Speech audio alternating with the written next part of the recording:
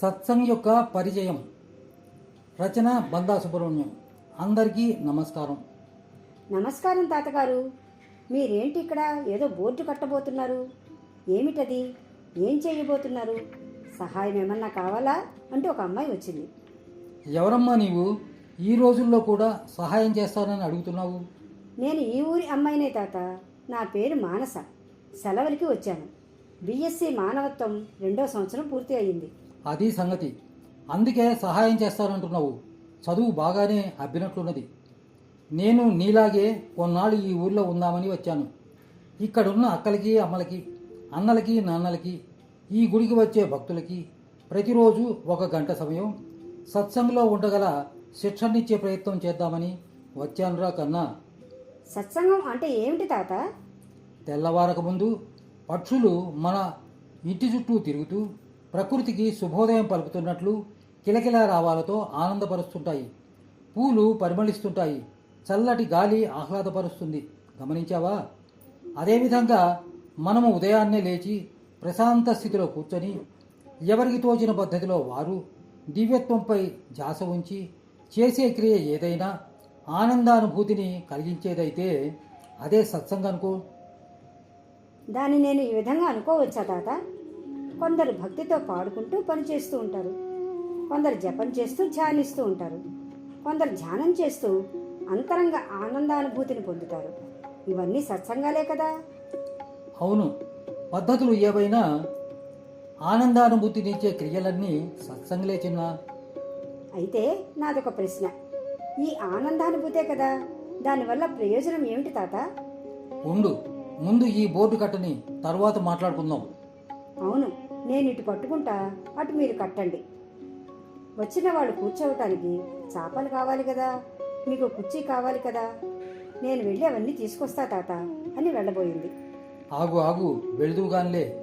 ఇందాక నీవు అడిగిన ప్రశ్న ఆనందానుభూతి వల్ల ఏమి ప్రయోజనం అని కదా. సరే, ఆ విషయాన్నే ఆలోచిద్దాం. కూర్చో. ఒక మంచి పని స్ఫురణకు వచ్చి దాన్ని క్రియగా చేయాలన్న ప్రయత్నం చేయటం అనేది ఆ ఆనందానుభూతి నుండి జనిస్తున్నదంటే నమ్మలేవా? నేను ఇక్కడి రావటానికి, నాకు సహాయపడాలన్న భావన నీకు కలగటానికి కారణం ఆ ఆనందానుభూతి యొక్క ఫలితమేనని నమ్మవచ్చు కదా. నమ్మవచ్చు. అయితే ఆ ఆనందానుభూతిని ఏ విధంగా జనిస్తుందో వివరంగా చెప్పండి తాత. ఆ విషయానికే వస్తున్నా. సత్ప్రవర్తన గల వారితో కొంతకాలం ఉంటూ వారి దినచర్యని గమనిస్తూ దాన్ని అలవర్చుకోవటం ద్వారా అట్టి ఆనందానుభవాన్ని పొందే అవకాశం రావచ్చు. ఫలితంగా వారి పనికి ఏ విధంగా సహాయపడగలను అనే ఆలోచన మొదలవుతుంది. అట్టి భావనలో ఉండటమే సత్సంగ్. అర్థమైంది తాత.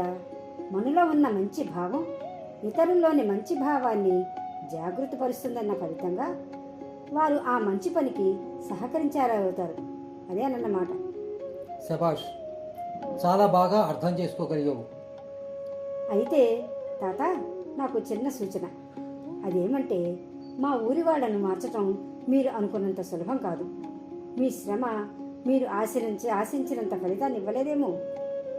చూడు చిన్న, ఫలితాన్ని ఆశిస్తూ కూర్చుంటే ఏ పని చేయలేము. చేస్తూ పోతే ఫలితం వస్తుంది అనేది శ్రీకృష్ణ పరమాత్ముని మాట. అది కాదు తాత. కష్టపడి 3 గుళ్ళను కట్టుకున్నాను. పండుగల్లో తప్పించి ఏ గుడికి ఎవ్వరూ రారు. మా ఊరిలోని రచ్చబండ బీడీలు తాగటానికి, పనికిరాని చర్చలకు పనికొస్తుంది. పోనీ ఆరోగ్యంగా ఉన్నారా అంటే అది లేదు. మోకాళ్ళ నొప్పులు, నడువు నొప్పులు, బీపీలు, షుగర్లు. యోగాసనాలు వేద్దామంటే ఒక్కళ్ళు రారు.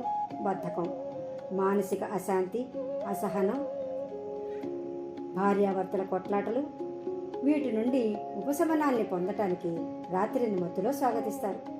ఇదంతా చెప్పి మిమ్మల్ని నిరుత్సాహపరచాలని కాదు, కానీ ఉన్న పరిస్థితి ఇది అని చెప్తున్నానంతే.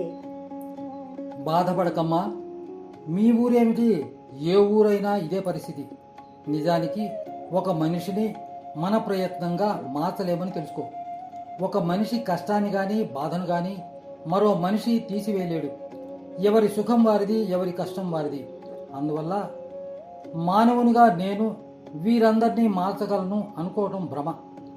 నేను ఇక్కడికి వచ్చింది నేనుగా ఏదో చెయ్యాలని కాదు, మరైతే ఈ వయసులో ఈ ప్రయత్నమంతా దేనికి తాత?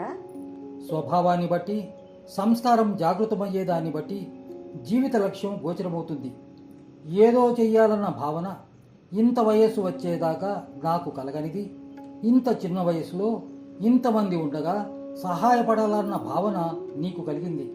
అందువల్ల మంచి పనికి సహాయపడాలన్న భావనకి వయస్సు, చదువు ప్రమాణం కాదు. దీన్ని బట్టి చూస్తుంటే ఈ కార్యాచరణను మీ శక్తితో కాకుండా అతీత శక్తి ఏదైనా ఉపయోగించబోతున్నారనుకుంటున్నా. బాగా పసిగట్టావమ్మా. అవును, అడుగడుగున చేపట్టబోయే ప్రతిక్రియ యందు తల్లిలా యోగ పద్ధతి సహాయపడుతూ స్వభావాన్ని సంస్కరిస్తూ శారీరక బాధల నుండి, మానసిక అశాంతి నుండి మనసుకు ఉపశమనాన్ని కలిగిస్తుంది.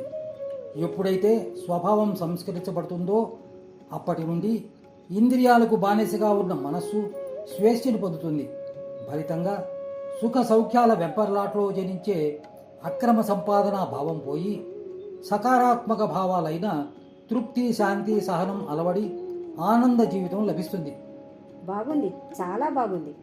ఇప్పటిదాకా మీరు నమ్మిన యోగ పద్ధతిని మా చేత చేయించాలన్న మీ ప్రయత్నం సఫలీకృతమవుతుందన్న నమ్మకం ఏర్పడింది. అయితే మీరు ప్రతిరోజు నిర్వహించబోతున్న కార్యాచరణ ఏ విధంగా ఉంటుందో వివరించవలసినదిగా కోరుతున్నాను తాత. ఓ తప్పకుండా. ఈ క్రింద చూపించిన కార్యాచరణ ప్రకారం యోగక్రియ చేయిస్తూ మనసుకు 3 రకాల బాధల నుండి ఉపశమనాన్ని కలిగిస్తాం. అవేమిటో నీవే చదువు. సత్సంగంలో పాల్గొందాము, ప్రశాంతతని పొందుదాము. శనివారం, ఆదివారం ఉదయం 8 గంటల నుండి 9 గంటల వరకు సత్సంగం కార్యాచరణ. 10 నిమిషాలు యోగాసనాలు, 10 నిమిషాలు ప్రాణాయామ క్రియలు, 10 నిమిషాలు క్షేత్రోపాసన, 30 నిమిషాలు ధ్యానం. మొత్తం 1 గంట సేపు. సత్సంగంలో పాల్గొనటం ద్వారా చేకూరే ప్రయోజనాలు: 1. సంస్కార మాలిన్యాల వల్ల అవయవాలకు ప్రాణశక్తి లభించని కారణంగా అవి వ్యక్తపరుస్తున్న నొప్పులు, బాధల నుండి ఉపశమనం. విశ్రాంత యోగ క్రియ ద్వారా అది సాధ్యమవుతుంది. కర్మల కారణ మాలిన్యాల వల్ల ఏర్పడ్డ మానసిక అశాంతి, అసహనం, భయాందోళన నుండి ఉపశమనం, నిర్మలీకరణ యోగ క్రియ. 3. భవిష్యత్తులో జాగృతమవబోతున్న కర్మల కారణాల వల్ల అనుకోనేదొకటి, అయ్యేది మరొకటి కావటానికి కారణమైన విధి వల్ల ఏర్పడబోతున్న పశ్చాత్తాపాన్ని నుండి ఉపశమనం. నిద్రించే ముందు చేసే ప్రార్థన, ఉదయం చేసే ధ్యానం విధి నుండి రక్షిస్తుంది. 4. ఉన్నత లక్ష్యం అవగాహన కలిగి ఉన్నత జీవితానందానికి మార్గం సుగమమవగలదు. శభాష్ తాత, నేను ఇప్పుడే ఊరిలోకి వెళ్ళి అందరికీ ఈ విషయం చెప్పి చాప కుర్చీ పట్టుకొస్తాను అంటూ పరిగెత్తుకుంటూ వెళ్ళింది Manasa. Design for heartfulness, village and temple connectivity. Thank you 1.5 Subrahmanyam Banda.